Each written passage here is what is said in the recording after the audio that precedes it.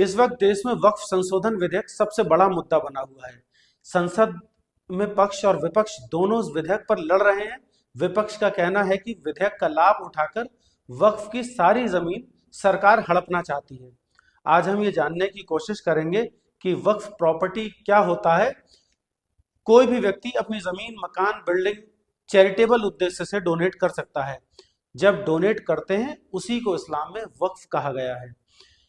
इसमें एक शर्त भी होती है कि चैरिटी करने के बाद आप उस संपत्ति को वापस नहीं ले सकते हैं। उदाहरण के तौर पर आपने स्कूल, मस्जिद या किसी और काम से अपनी प्रॉपर्टी डोनेट की है और आप कुछ समय बाद वापस लेना चाहें तो आप नहीं ले सकते हैं।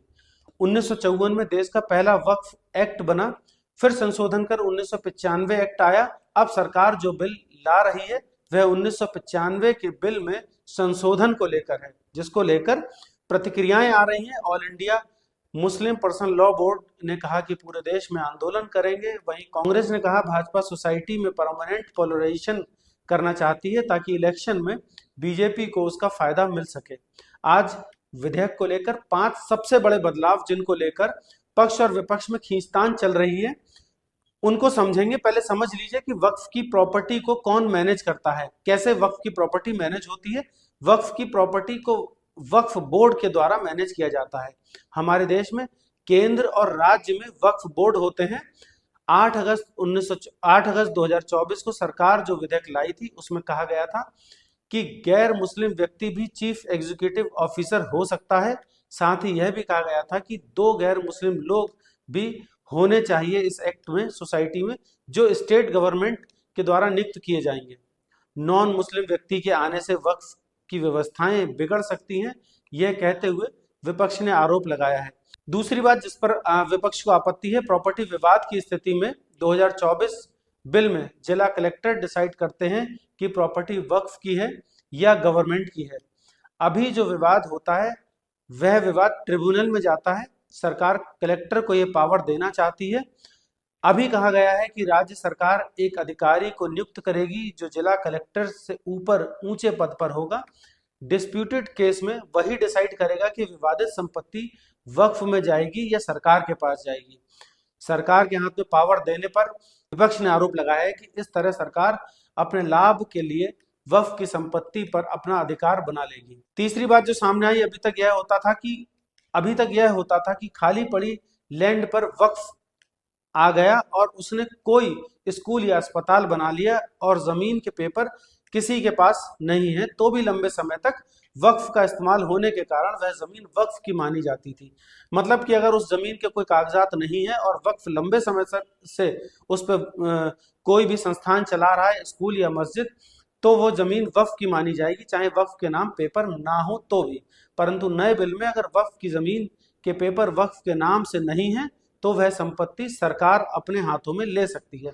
विपक्ष का कहना है कि ऐसे तो बहुत सारे वक्फ की जमीन सरकार ले लेगी और अपने ही तरीके से इस्तेमाल करने में लगेगी। इस पर नीतीश कुमार ने भी संशोधन करते हुए कहा कि इस नियम को पुराने तरीके से चलने दिया जाए और अब आज की तारीख से नए नियम को लागू किया जाए। यानी कि अगर वक्फ की जमीन के पेपर नहीं भी हैं और वक्फ उस पर लंबे समय से चल रहा है तो उस पर वक्फ चलने दिया जाए, सरकार उस जमीन को ना ले।